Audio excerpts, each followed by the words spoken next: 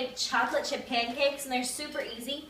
All you need is Bisquick, vanilla, baking powder, chocolate chips, of course. I like the mini morsels. They're just mini chocolate chips. I just personally like those. You need 1 cup of milk. I already have it measured out. 2 eggs and some sugar. So we're going to get started. And if you hear any shrieks, we have Gavin today. So just ignore it. We're going to start out with Bisquick.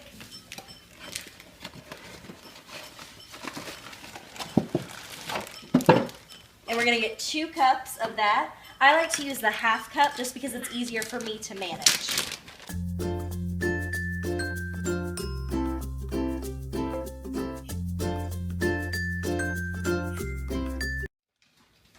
And then 4, that one wasn't quite full, so I'm just going to add.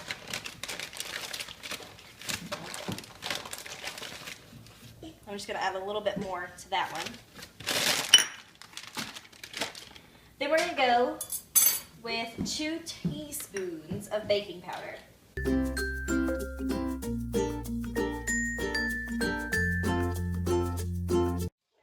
Oh, just kidding. We need 2 more teaspoons. I'm sorry, it was 4 teaspoons. Yeah. Hold on. Gavin's excited about pancakes. So 4 teaspoons of baking powder. Then you need 3 tablespoons of sugar. No, just kidding. 5 tablespoons of sugar. I forgot that I combined these recipes, 2 recipes together to make this, so I'm adding in my head.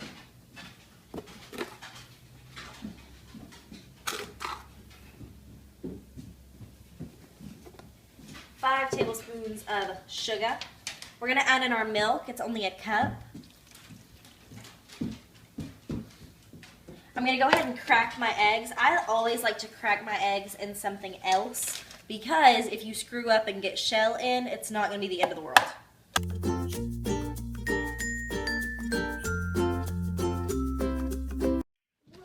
So 2 tablespoons of vegetable oil.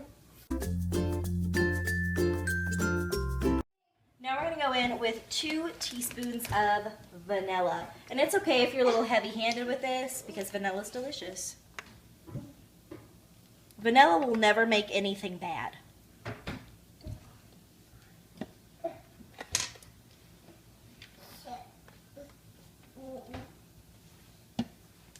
Alright, and that's it. Now we just need to stir this first, and then we'll add the chocolate chips in a minute.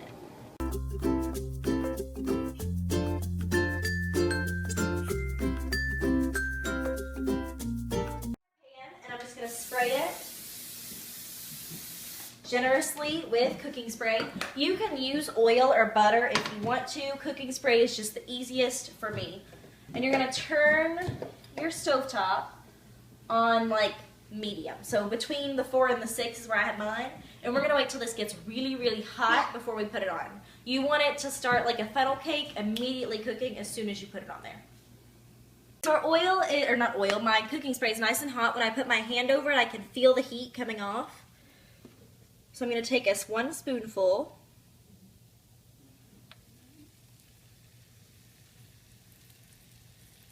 And remember that the bigger you make them, the harder they will be to flip later.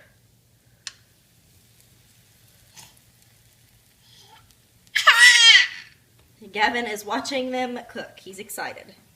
So we're literally just going to let these sit for a few minutes. I probably, if I'd scooted that one over, could have fit another one, but that's okay. We're just going to let them sit for just a minute. So what we're waiting to see, the sign, is that there are bubbles on the top. Can you see those? Yeah. Bubbles on the top, and you'll start to see it get brown around the bottom. So that's what we're waiting on. That's how you know you need to flip. Yeah. Yeah.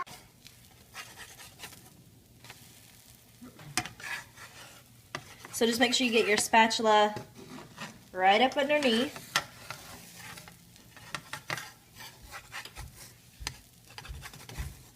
This is always the hard part for me. Daddy always does this part. And flip it. Now when this forms a crust on the bottom, I'll scoot them over and put another one on.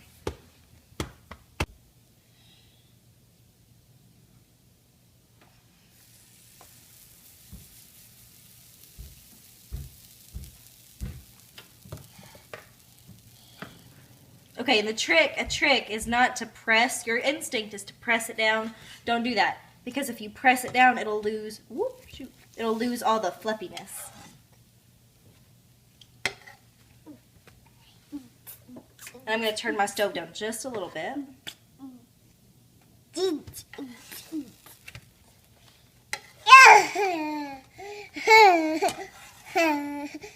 Okay, and they look ready. A way that you can look and tell if they're done in the middle is to cut it just a little bit with your spatula.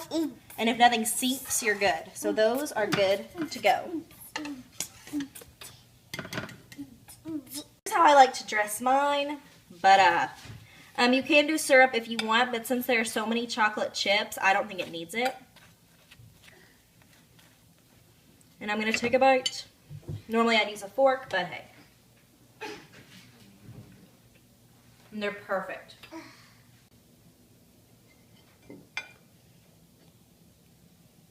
No. Okay. Here. B. Oh, he wants to dip it in the butter.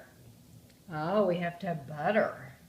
A lot of butter. That's not a good habit. No. It's good. Yum, yum.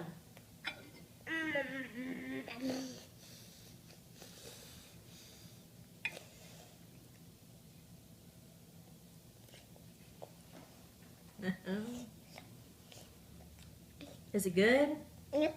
Yep. It's good. Yay!